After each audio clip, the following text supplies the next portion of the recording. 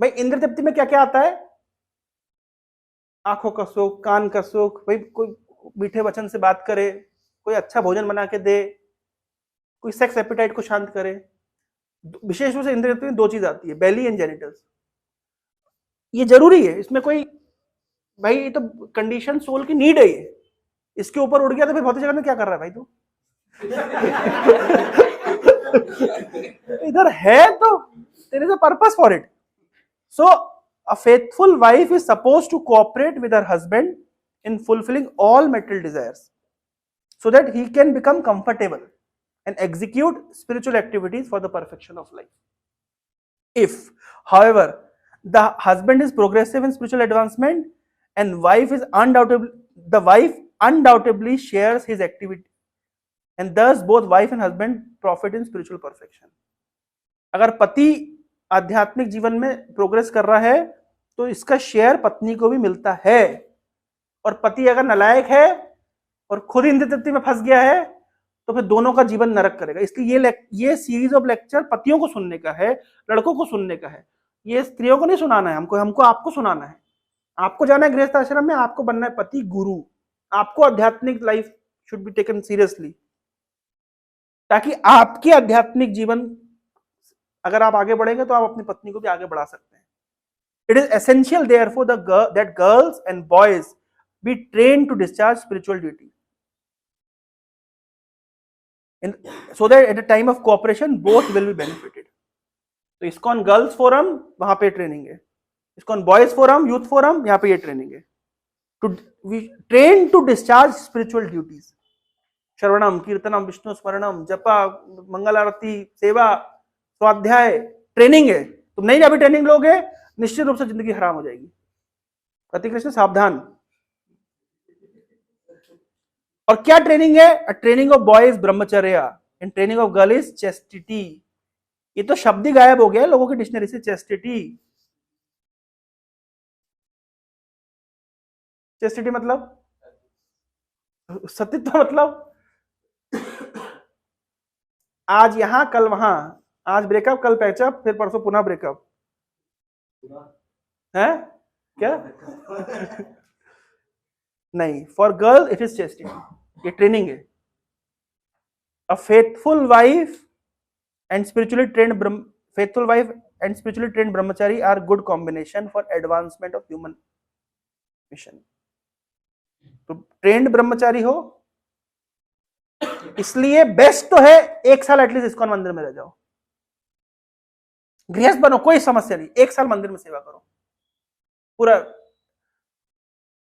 बोला अरे मंदिर में सेवा करेंगे ड्रॉप आउट हो जाएगा, कुछ नहीं होगा, इतना डरो मत, नौकरी नहीं मिलेगी बाद में, ये समस्या है। विदेशों में कंपलसरीली कोई अगर व्यक्ति 1 साल 2 साल चर्च में सेवा करता है उसको कॉर्पोरेट ज्यादा, मैं इसको प्रधानमंत्री के सामने रखूंगा, मैं इस चीज को भारत के प्रधानमंत्री के सामने रखने की कोशिश करूंगा, ये होना चाहिए system. If somebody has spent at least 1 year for missionary activities in an आश्रम, उसको कॉर्पोरेट्स में उसको एक्चुअली मिलता है चांस, सब जगह मिलता है। इंटरव्यू में HR पूछेगा, पर वो HR पूछे तो बोल देना मैं 1 साल मंदिर में सेवा दिया, खुशी खुशी लेंगे। लेकिन समस्या खुद व्यक्ति जाना नहीं चाहता, वो सोचता है मैं 1 साल वेस्ट क्यों करूं। देखिए ये मेंटेलिटी है। पति कृष्ण सावधान। ऐसा नहीं है कि तुम 1 साल अगर आश्रम में रह गए तो तुमको कॉर्पोरेट में सक्सेस नहीं मिलेगी, पर समस्या क्या है, तुम सोचो मैं 1 साल अपनी लाइफ का वेस्ट क्यों करूं। इसका मतलब है कि तुम्हारे लिए कभी भी ह्यूमन मिशन को एडवांसमेंट या मतलब मनुष्य जीवन के गोल को प्राप्त करने की कभी उत्कंठा थी नहीं, तुम्हारे लिए तो केवल कॉर्पोरेट ही सब कुछ है। तो खड़े हो जाओ गधों की तरह, हम दे रहे हैं ना सर्टिफिकेट। हाँ, हमने तो प्लान बनाया, मैं तो पूरा प्लान चर्चा किया था ना कि कैसे हम आपको US में ले जाकर के सर्टिफिकेट देंगे।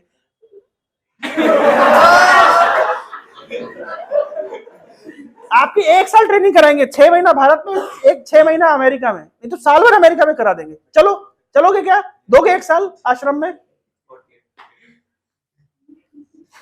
बोलना सरल है, कोई देना नहीं चाहता है। 1 साल आप आश्रम के लिए नहीं दे सकते। आप क्या सोचेंगे मेरे लाइफ का 1 साल मैं कॉर्पोरेट में पीछे रह जाऊंगा, मैं 1 साल और इतना पैसा कमा लेता, मैं इतना आगे बढ़ जाता। प्रभु नहीं क्यों नहीं आते? कॉर्पोरेट एक्सेप्ट कर लेगी, एचआर को बोलोगे मैं 1 साल मंदिर में सेवा की, खुशी खुशी पूछा एचआर बैठे हैं। लेकिन लोग क्या सोचते हैं, क्यों नहीं आना चाहते हैं? मैं 1 साल क्यों वेस्ट करूं? इसका मतलब ये वेस्टेज है। मतलब इतना लेक्चर सुनने के बाद में भी गति कृष्ण के मन में क्या चल रहा है कि 1 साल मंदिर में जाने से अच्छा है मैं हैकेथॉन कर लेता, चेस खेल लेता, कोडिंग कर लेता, तो मेरा जीवन धन्य हो जाता है। 1 साल में मंदिर में क्यों सेवा करूं? आइडियली ये होना चाहिए कम से कम। ठीक है, मत बनो ब्रह्मचारी, कम से कम 1 साल ट्रेनिंग लेके जाओ मंदिर में। तुम 1 साल मंगल आरती करोगे, जब करोगे 16 वाला तरीके से सेवा करोगे साधुओं की। देखो रसराज प्रभु लगभग 6 महीना 7 महीना मंदिर में रहा, ट्रेनिंग लिया, पहले तो बेस में लिया। आज कितना अच्छा अपना गृहस्थ परफॉर्मेंस भी अच्छा कर रहा है, अपना कैरियर भी अच्छा कर रहा है। क्यों नहीं कर सकते हम? क्योंकि हम उसको प्रायोरिटी नहीं देते। हमारे माता पिता बोले वो तो 1 साल वेस्टेज ऑफ टाइम, क्यों तुम वेस्ट करो अपने career is important, career is important, career is important. मार डालो उसको, बच्चे को। समझ रहे? ये समस्या है। आगे देखिए, one can cross over the ocean with sea going vessels, as one can cross over the ocean with sea going vessels. Ship के माध्यम से जैसे समुद्र पार कर सकता है, one can cross the dangerous situation of the metal ocean with living with a wife. पत्नी के साथ रह करके व्यक्ति उसी प्रकार से भवसागर को पार कर सकता है जैसे समुद्र में शिप का सहारा लेकर के पार कर सकता है। तो यहाँ पे कितना ग्लोरीफाई किया गया। तो माता जी को मैं रिक्वेस्ट करूं कि माता जी आपको भागवतम पढ़ना चाहिए, है ना। आपने कमेंट में लिखा कि हम लोग एक ही आश्रम को ग्लोरीफाई करते हैं, नहीं, हम गृहस्थ आश्रम ग्लोरीफाई करते हैं, भागवत करती है। और प्रभुपाद क्या लिखे देखिए, कितना अच्छा ये परपट, पढ़ने योग्य परपट है। There are 4 classes of social order: cooperation, endeavor, liberation, materialization. The 4: brahmacharya, household, retired life, and renounced life. All depend upon successful advancement of householder with living wife. ब्रह्मचरी, गृहस्थ, वानप्रस्थ, संन्यास में सबसे इंपॉर्टेंट आश्रम है गृहस्थ आश्रम। गृहस्थ आश्रम अगर अच्छा चलता है, बाकी सारे आश्रम ठीक चलेंगे लोगों के। लिखा है क्यों? दिस कोऑपरेशन बिटवीन, ये सभी आश्रमों की जो कोऑपरेशन है, this cooperation is essential for proper functioning of the institution of 4 social orders and 4 spiritual order. social order क्या है? ब्राह्मण, क्षत्रिय, वैश्य। spiritual order क्या है? ब्रह्मचर्य, गृहस्थ, वानप्रस्थ, संन्यास। this Vedic varnashram system is generally known as the caste system. देखिए, the man who lives with a wife has a responsibility in maintaining the members of other social orders. ब्रह्मचर्य, वानप्रस्थ, संन्यास। भाई गृहस्थ हो, नौकरी करते हो, बिजनेस करते हो, पैसा कमाते हो, तुम्हारी जिम्मेदारी है मेंटेन करने की दूसरे आश्रमों को। दूसरे आश्रम को ये काम नहीं है, ये हमारा काम नहीं है कि अब हम जॉब करें कि बिजनेस करें। आइडियली स्पीकिंग ये हमारा काम नहीं है, ब्रह्मचर्य काम नहीं है। ब्रह्मचर्य, वानप्रस्थ, संन्यास का एक ही काम है, आध्यात्मिक जीवन में कैसे प्रगति करें। तो गृहस्थों का काम होता है कैसे व्यापार करे, कैसे धनोपार्जन करे, कैसे दूसरी बाकी आश्रमों को पालन पोषण करे। इसलिए गृहस्थों को बाकी 3 आश्रमों का पिता कहा जाता है। Except for the grihasthas or householder, everyone is supposed to engage in spiritual advancement of life and has a very little time to earn a livelihood. भाई जो आध्यात्मिक जीवन प्रगति करना चाहेगा, हमेशा लगा रहेगा, तो धन कमाने का समय कहाँ है? तो धन कौन कमाएगा? गृहस्थ कमाएगा। तो पालन पोषण कौन करेगा? गृहस्थ करेगा। They therefore collect alms from grihasthas, and thus they secure bare necessities of life and cultivate spiritual understanding. बाकी आश्रम भीख मांगता है गृहस्थ से, तो गृहस्थ की जिम्मेदारी है by helping the other 3 section. अब गृहस्थ कैसे प्रगति करेगा? बाकी 3 आश्रमों को मदद करने से गृहस्थ की प्रगति होगी। अगर गृहस्थ अपने अपने जिएगा तो आध्यात्मिक उन्नति नहीं करेगा। अगर बाकी 3 आश्रमों की सहायता करेगा, ब्रह्मचारी की, वानप्रस्थ की, सन्यासी की, तो आध्यात्मिक उन्नति होगी। इस तरीके से सभी को लाभ मिलेगा। लास्ट परपट है और रिस्पेक्टफुल वन। कौन बोल रहा है? ये कश्यप बोले दीति को। A wife is so helpful that she is called the better half of one's man's body because of her sharing in all auspicious activities. A man can move without anxiety entrusting all responsibilities to his wife. भाई पत्नी responsibility घर की जिम्मेदारी संभाल लेती है और पति फिर आराम से फ्री हो जाता है धनोपार्जन करने के लिए और आगे जाके वैष्णव की सेवा करने के लिए। तो पत्नी को इतना क्वालिफाइड, अब पत्नी इतनी डिमांडिंग है कि हर समय पति का अटेंशन चाहती है, उसका शोषण करने में लगी है, तो बेचारा पति तो ना जॉब में संतुष्ट रह पाएगा, ना सेवा कर पाएगा, कितनी हालत खराब हो जाकर ऐसा होता है। कईयों की किस्मत इतनी खराब होती है कि ऐसी पत्नी मिलती है कि जीना हराम कर देती है। अभी वो देखा ना कैसे हुआ, इतना जीना हराम कर देती है कि ना पति ऑफिस में ध्यान लगा पाता है और ना ही आध्यात्मिक उन्नति कर पाता है। तो अगर कोऑपरेटिव वाइफ मिलना ये भगवान की कृपा है। मैं लास्ट में एक ऐसा श्लोक बताऊंगा जहां पे करदम मुनि ने भगवान से प्रार्थना करी, भगवान मुझे अच्छी पत्नी दीजिए जो मेरे से कॉम्पिटेबल हो और हम मिलकर भजन करें। ये आप लोग को याद कर लेना, गृहस्थ कैंडिडेट सारे काम आएगा। मैं लास्ट में श्लोक बता के एंड करने वाला हूँ, परपट देखिए। By Vedic injunction, the wife is accepted as a better half of man's body because she is supposed to be responsible for discharging half of the duties of the husband. आधी जिम्मेदारी उठाती है पत्नी। Family man has responsibility to perform 5 kinds of sacrifices, panchayagya, in order to get relief from all kinds of unavoidable sinful reaction incurred in course of his affairs. When a man becomes qualitatively like cats or dogs, he forgets his duty in cultivating spiritual values, and thus he accepts a wife as sense gratificatory agency. कभी कभी लोग जीवन का लक्ष्य भूल जाते हैं, केवल कुत्ते बिल्ली की तरह एंजॉय करने के लिए शादी करते हैं। आजकल 99% शादियां इसी उद्देश्य से होती है, शादी करेंगे और सेक्स करेंगे, इसी उद्देश्य से होती है। और शादियों में तो तरीके क्या रह गए हैं, लोग शैंपेन की बोतल उठा करके मुंह पे मार रहे हैं। उस दिन वो आया कोई, क्या कहते, हमारा कमिलवा तो सारे न्यूज देता रहता है। उस दिन वो क्या कहते, छोड़ो मैं नहीं बोलूंगा।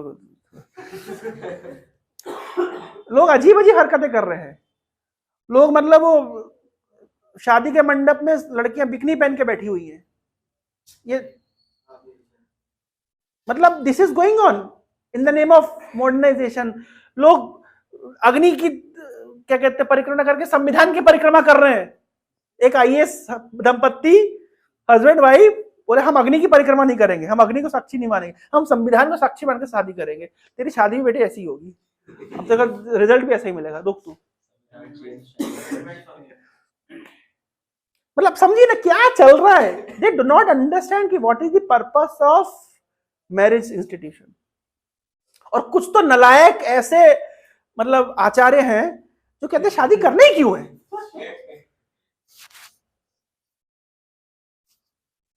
तुम्हें सेंस एंजॉयमेंट करना वैसे ही कर लो, फंसना क्यों है। तुम अपनी लिबरेशन को, अपनी स्वतंत्रता को तुम क्यों दांव पे लगाना चाहती हो। स्त्रियों को आदेश देते हैं, बोलते हैं, क्या दुर्भाग्यपूर्ण। They do not understand the goal of life. When a wife is accepted as sense gratificatory agency, personal beauty is the main consideration. ये आपके आईटीआर कन्फेशन में लिखा आता है सारा। तुमको जब मैंने देखा था, देखते ही मुझे पता नहीं क्या क्या हो गया, पता नहीं क्या होने लगता है, मेरे को समझ नहीं आता। पर एक चीज पता है मुझे, जिस दिन ऐसा हमको कृष्ण को देख के होने लगेगा, तब समझेंगे कि हाँ भैया भजन फल दे रहा है। अब हमारा वो वाला अनुभव तो नहीं रहा। हमको पिताजी छोड़ के आए उज्जैन, पहले दिन रात को घर पहुंचे होंगे, दूसरे दिन फोन लगाए, बोला ठीक हो। मैंने कहा ठीक है। तुम्हारे पड़ोस में लड़कियां रहती है, बात हुई। मैंने कहा आपको कैसे पता लड़कियां रहती है। बोले हमको सब पता है, तुमने पता नहीं किया अभी तक। अब मैंने कहा छोड़िए पिताजी, अब यही सब करने आया हूँ क्या। हमारे पिताजी को पूरा ज्ञान था कि कहाँ मैं रह रहा हूँ, आजू बाजू में कौन कहाँ रहता है। हमको जितना ज्ञान नहीं है। हमारे पिताजी काफी मतलब आज के जमाने के आदमी है, हम थोड़े से पुराने जमाने के चल रहे हैं। लेकिन हमको इतना जरूर पता है कि जैसे आपके आईटीआर कॉन्फेशन में ऐसे क्या कहते हैं वो मैसेज लिखे आते हैं या फिल्मों में डायलॉग चलते हैं, है ना, कि तुमको जब से देखा मुझे रातों की मेरी नींद हराम हो गई, तुम्हारा चेहरा मेरी आंखों से हटता नहीं है ना। जिस दिन ऐसा फीलिंग हमारा कृष्ण के प्रति आने लग जाएगा, मैं समझूंगा कि भजन फल दे रहा है। अभी अगर आपसे पूछे भजन कहां तक पहुंचा, भाई अभी आगे नहीं पहुंचा है, क्योंकि अभी तक ये फीलिंग आई नहीं है।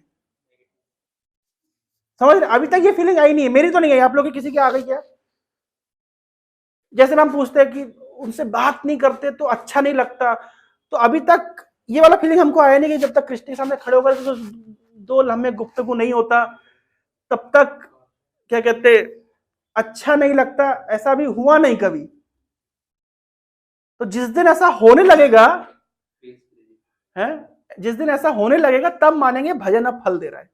मैं मुझे पता है कि कहां कितना पहुंचना है। और मुझे पूछे ना प्रभु आपका गोल क्या है, क्या चाहते हो? बिल्कुल मैं एक युवक व्यक्ति, मैं तो कितने बच्चों की काउंसलिंग करता हूं आसपास, तो कितने लोग आते हैं हमारे पास, उनके हृदय की क्या कहते हैं इमोशंस को मैं सुनता हूं। क्यों सुनता हूं? उसका भी एक कारण है। क्यों संकल्प तुमसे इतनी बातें मैं क्यों सुनता हूं? तो कारण क्या है? तो कारण यही है कि तुम्हारी बात सुन के हमारा गोल हमें क्लियर हो जाए। क्या गोल? कि अगर उनसे बात नहीं हुई तो कहीं मन नहीं लगता, तो वैसे ही कृष्ण से बात नहीं हुई कहीं मन नहीं लगता, ऐसा जिस दिन होने लग जाए, उनका चेहरा मेरी आंखों से जाता नहीं है, तो सिमिलरली जब हमारे हो जाए कि उनका चेहरा हमारी आंखों के, इसलिए तो कौन सा गीत है, नुसरत फतेह अली खान के गाने क्यों प्रैक्टिकल लगते हैं? इसलिए जो सूफी लोग गाते हैं, ऐसा प्रतीत होता है कि जो सूफियों के गाने हैं और जो प्रेमिकों के गाने हैं वो बिल्कुल सेम है ना? जो वैभव की जो क्या कहते हैं शायरियां हैं वो रेलेवेंट है, बस गोल अलग है ना? somebody is aspiring for temporary beauty, somebody is aspiring for eternal beauty, somebody is aspiring for temporary pleasure, somebody is aspiring for, कोई टेम्पररी दीवाना बनना चाहता है 50 साल 100 साल के लिए, कोई अनंत काल के लिए दीवाना बनना चाहता है। हम थोड़ा रोमांटिक नहीं हो रहे? We are getting into, therefore Krishna consciousness is also called romance, आदि रसा। जिस दिन वो फीलिंग आने लगे तो समझ जाइएगा कि भजन फल दे रहा है। ये कब तक करना है? और उसके बाद फिर करना नहीं पड़ेगा, उसके बाद हो जाएगा। फिर आपको ऑटोमेटिक होगा ना। समझ रहे ना भाई? अभी आपको उस लेवल तक पहुंचना है जब एक युवक युवती होती है जिसका आकर्षण होता है, उसको कैसी फीलिंग्स होती है, वैसे कृष्ण होती है, फीलिंग आ जाए और हटे ना, ऑटोमेटिक बढ़ेगा। That should be the goal of a साधक, नॉट जस्ट अ ब्रह्मचारी साधक सर, इट्स फॉर एवरीवन। समझ रहे हैं?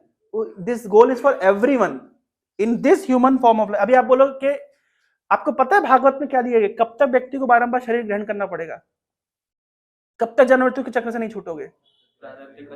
जब तक ग्रेजुएशन की डेफिनेशन क्या है जानते हैं? प्रीतिर न जावत मोई मई वासुदेवे ना मुच्यते देह जोगी न दावत। भागवतम में एक श्लोक बोले, जब तक मुझ वासुदेव से प्रीति नहीं जाग जाती है। प्रीति का अर्थ क्या है? कौन के लव का क्या सिम्टम है? ये जो मैं सिम्टम बता रहा हूं, कौन सा सिम्टम? ये जो सिम्टम कि आंखों से चेहरा नहीं हटता तुम्हारा, आंखों से चेहरा नहीं हटता तुम्हारा, ख्यालों में खोया रहता हूं।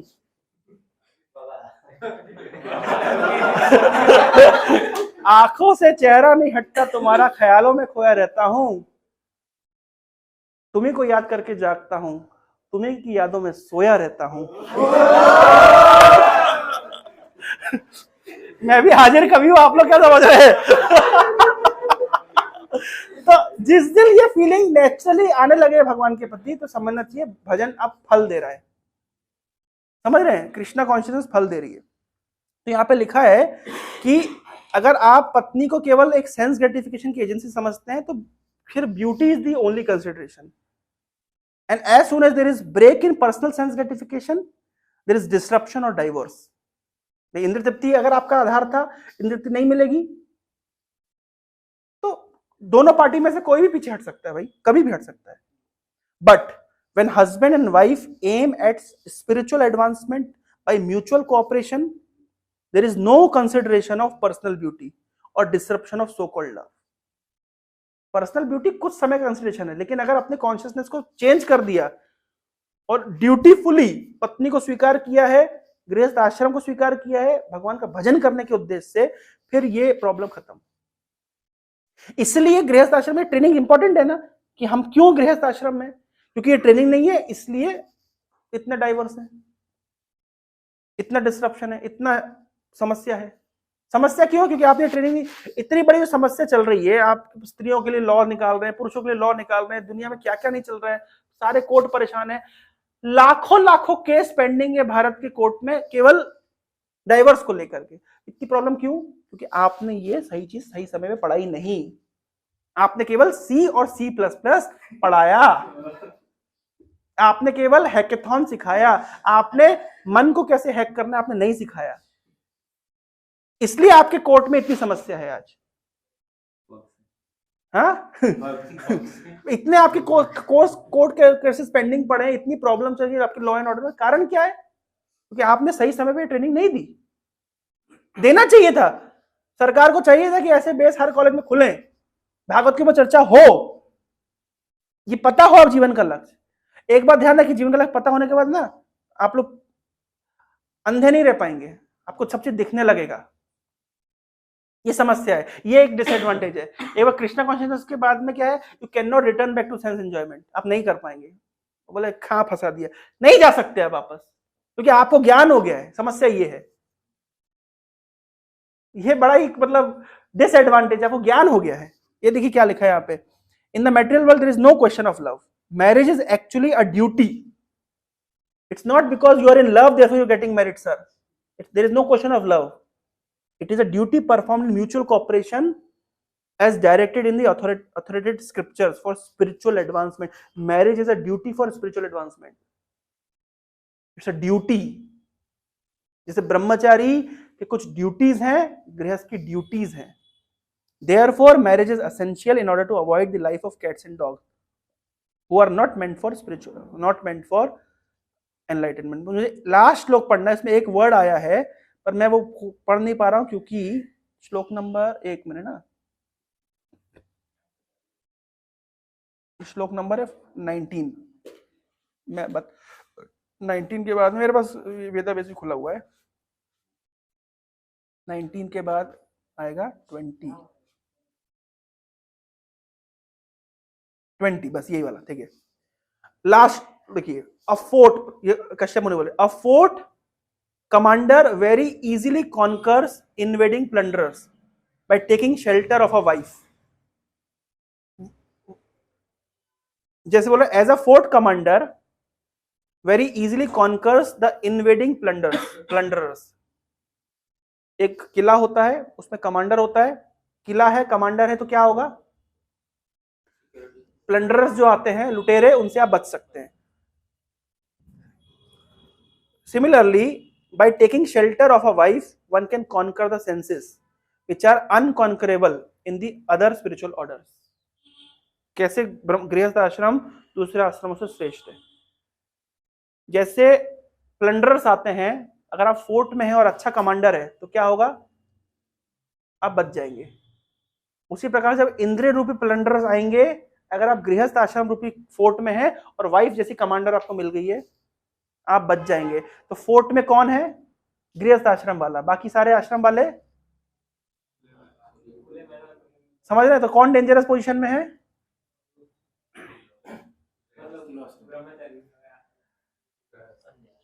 अन्य आश्रम के लोग डेंजरस पोजीशन में। ये प्रॉपर लिखे हैं, क्या लिखे देखिए, of the 4 orders of human society, the student और अ ब्रह्मचर्य ऑर्डर, द हाउस होल्डर और गृहस्थ, vanaprastha and sannyasa, householder is on safe side. क्यों? The bodily senses are considered as plunderers of the fort of the body. शरीर रूपी किले में इंद्र रूपी क्या है, डकैत। Wife is suppose to be the commander of the fort, तो शरीर रूपी फोर्ट का कमांडर कौन हुआ, पत्नी।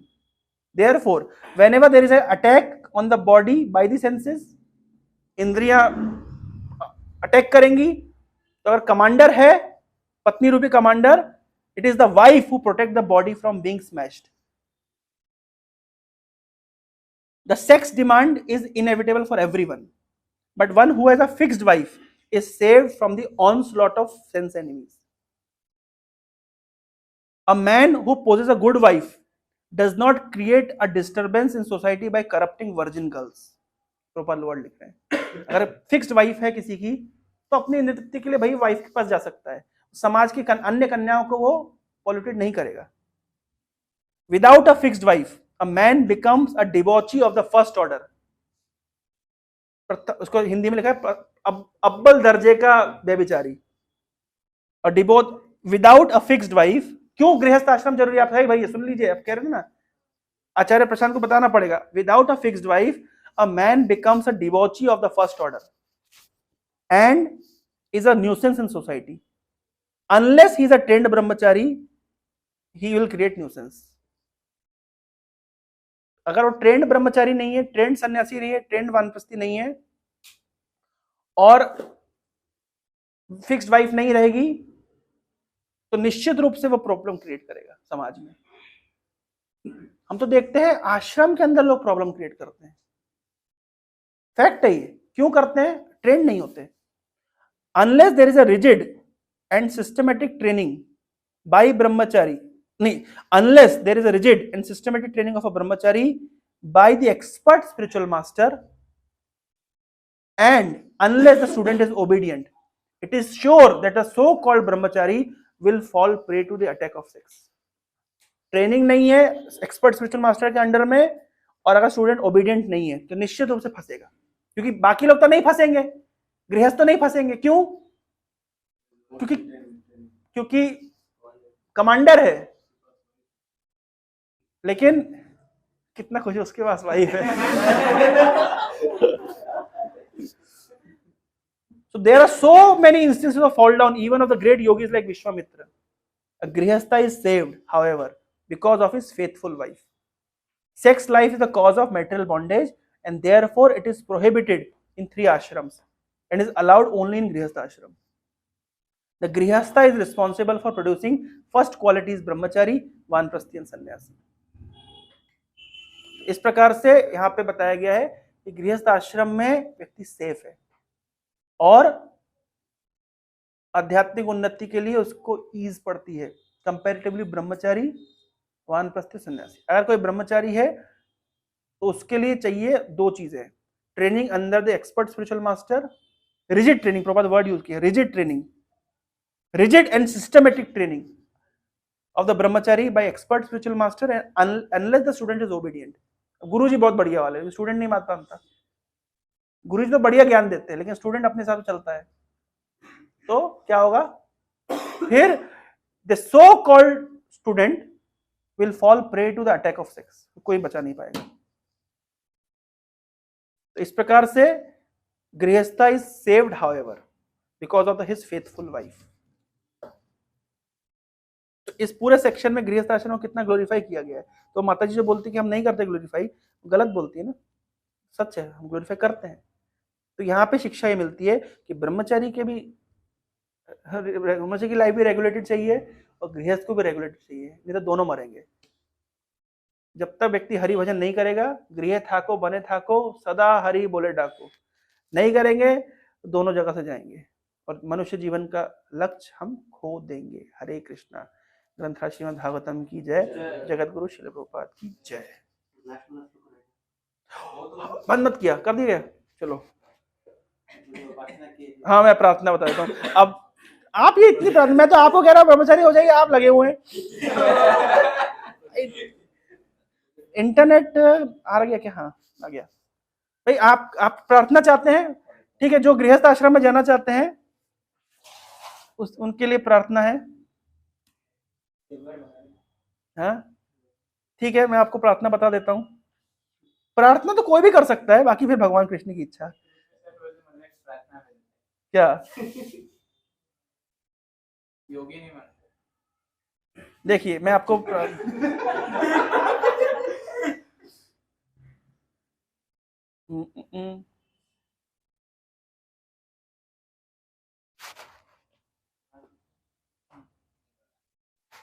देखिए कितनी अच्छी प्रार्थना बोल रहे हैं।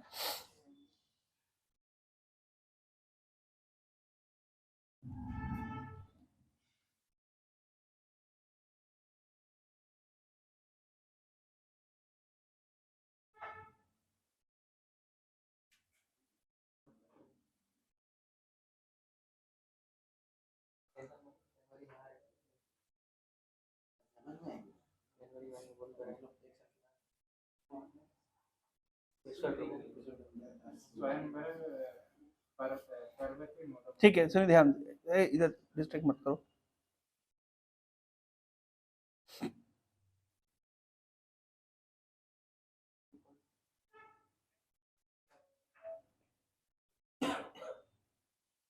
दो श्लोकों में ये प्रार्थना हुई है, बहुत सारी प्रार्थना है लेकिन ये ते मायया ते हतमेधस्त्वत् पदारविन्दं भव सिन्धुपोतम् उपासते कामलवायतेषाम्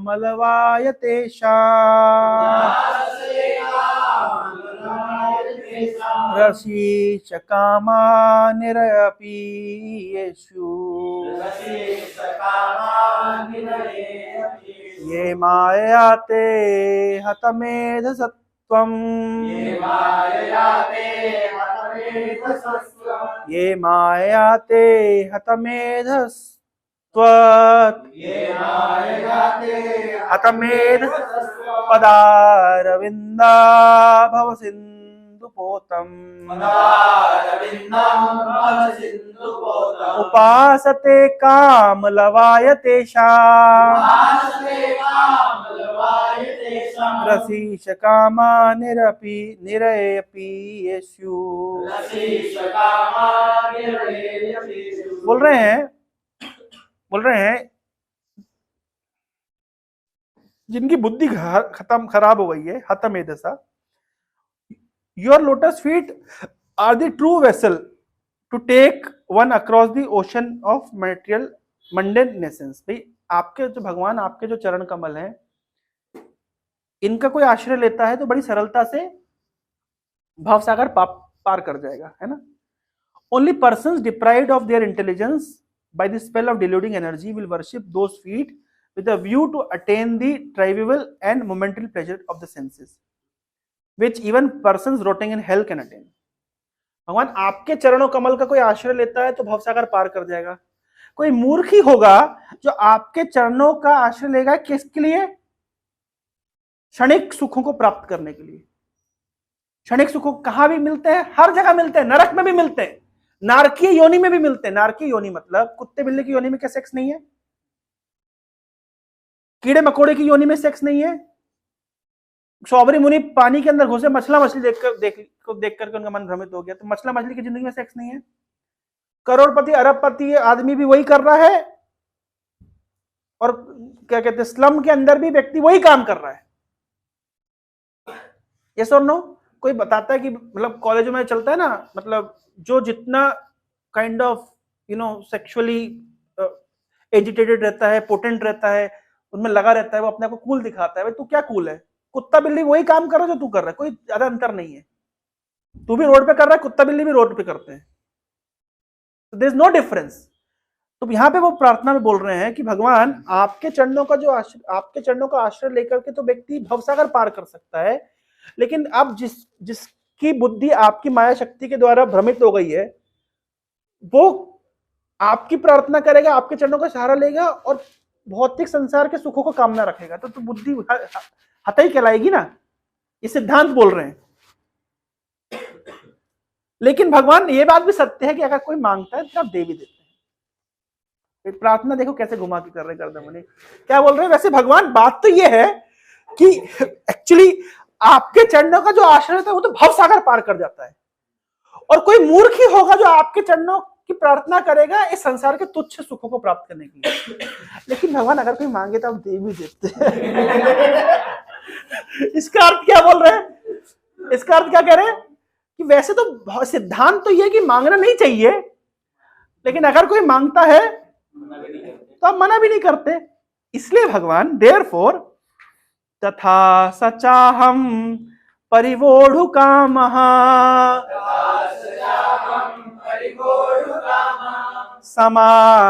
समानशीलां ग्रहमेधधेनुम् उपेयैवान्मूलमशेषमूलम् दुराशया कामदुघाङ्घ्रिपस्य।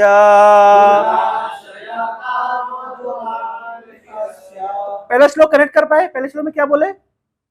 पहले श्लोक में क्या बोले? लेकिन वो मूर्ख है जो आपके चरणों का शरण लेके वो तो भौतिक सुख मांगता है, अब दे देते, मतलब है ना, समझ गए ना। ये विशेष रूप से उन लोगों के लिए जो भक्ति में पहले आए और बाद में फंसे, तो तुम्हारे लिए ध्यान से सुनो। वैसे भगवान आप तो सबकी इच्छा पूर्ति करते हैं और आपसे कुछ भौतिक वस्तु मांगना नहीं चाहिए, लेकिन ये भी हम जानते हैं कि आप भौतिक वस्तु मांगो तो दे भी देते, मना भी नहीं करते। तो मेरी आपसे क्या प्रार्थना है, देयरफॉर, इसलिए पिछले श्लोक का कंटिन्यूएशन, देयरफॉर, है ना, desiring to marry a girl, बोल रहे हैं तथा देयरफॉर सह च अहम, है ना, परिवोडु काम, फिर इसलिए मैं विवाह करना चाहता हूं। मैं ईमानदारी से भगवान, मैं आपके सामने झूठ नहीं बोल रहा हूं, मैं सच बोल रहा हूं। ये बात सच है कि आपके चरणों का आश्रय केवल भव संसार से पार होने के लिए आपकी प्रार्थना करनी चाहिए, आपकी सेवा की कामना के लिए आपकी प्रार्थना करनी चाहिए। कोई भौतिक इच्छा से आपके पास नहीं आना चाहिए, मैं जानता हूं। और कोई मूर्ख ही है जो भौतिक इच्छा लेकर के आपके पास आए। कोई राजा के पास जाकर के 2 मुट्ठी चावल मांगे तो अच्छी बात हो ना है, लेकिन अगर 2 मुट्ठी चावल भी मांगते हैं आप देते हैं। अगर कोई आया है आपके पास, मना नहीं करते। इसलिए भगवान मैं आपके पास आया हूं, और किस अच्छा से आया हूं, परिवोडु काम, डिजायरिंग टू मैरी। अच्छा, किससे शादी करनी है भगवान पूछे, ऑप्शन क्या है तुम्हारे पास, बोले ऑप्शन आप खुद चुन लीजिए, लेकिन लक्षण बता रहा हूं, समान शीलम, a girl of like disposition, जिसके साथ मेरी फिटिंग बैठ जाए। ऐसा ना हो कि आप मुझे ऐसा कोई पकड़ा दें और मेरा फिर ना मेरे को भौतिक सुख मिले और ना ही भजन हो, मतलब दोनों तरफ से जाओ, ऐसा कुछ ना हो। तो मेरे आपसे इतनी कामना है कि कोई समान शीलम, है ना, हाँ, किससे शादी करेगी, ग्रह में धेनु, धेनु वर्ड यूज किया है ना, ऐसी, है ना, desiring to marry a girl of like disposition, मैं विवाह करना चाहता हूं। मैं आपको रीजन मैंने आपको बता दिया कि मेरी इंद्रियों की आकांक्षा है, इसलिए मैं करना चाहता हूं। मैं आपको ईमानदारी से देखिए, भगवान कर्दम मुनि के सामने खड़े हैं, क्या नहीं मांग सकते थे, मैं भगवत धाम जाना चाहता, बोल सकते थे ना, नहीं बोले, ईमानदारी से बोले कि भगवान मैं शरीर में हूं, इंद्रियों की वासना है, अब कृपया करके, लेकिन मेरे को विवाह करना है, क्या कराइए और कैसी कन्या दीजिए, लाइक डिस्पोजिशन, जिसके साथ मेरी फ्रीक्वेंसी मैच करे, and who may prove to be a veritable cow of plenty in my married life। से गाय जो होती है, क्या कहते हैं, मतलब गाय, मतलब जो सब कुछ देती, कामधेनु, कामधेनु मतलब सभी कामनाओं की पूर्ति करती है ना, ग्रह मेद धेनु, है ना। सो टू सेट, क्यों चाहिए भगवान ने, क्यों चाहिए तुम्हें, रीजन क्या है, क्यों तुम्हें शादी करना है, क्यों तुम्हें कामधेनु गाय जैसी चाहिए, मतलब लात नहीं मारती हो, इच्छा पूर्ति करती हो, ऐसे चाहिए। क्यों ऐसा चाहते हो, to satisfy my lustful desire. I too have sought the shelter of your lotus feet, which are source of everything, because you are a desire। मैं अपनी काम वासनाओं की पूर्ति के लिए आपके पास आया हूं। मैं जानता हूं, मुझे पता है मेरी वीकनेस, इसलिए मैं आपको झूठ नहीं बोल रहा। भगवान कृपया करके आप मेरी इस प्रकार की इच्छा पूर्ति करिए, पर मेरे को ऐसे कोई मत पकड़ा दीजिएगा कि ना भजन कर पाऊं, लास्ट में आपको भी भूल जाऊं और इंद्र तृप्ति भी पूरी ना हो, ना घर का ना घाट का।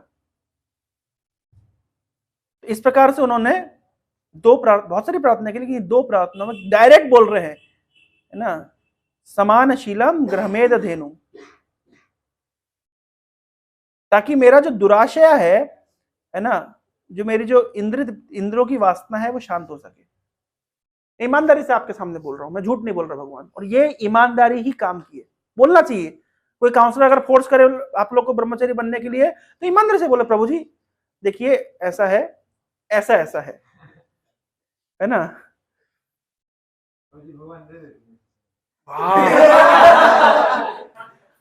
भगवान बोले 2 दिन रुको बेटा, 2 दिन करदम रुको, तीसरे दिन मनु महाराज अपनी कन्या को लेकर के तुम्हारे लिए आएंगे, चिंता मत करो। तो भगवान बोले दे देते हैं, प्रमाण है।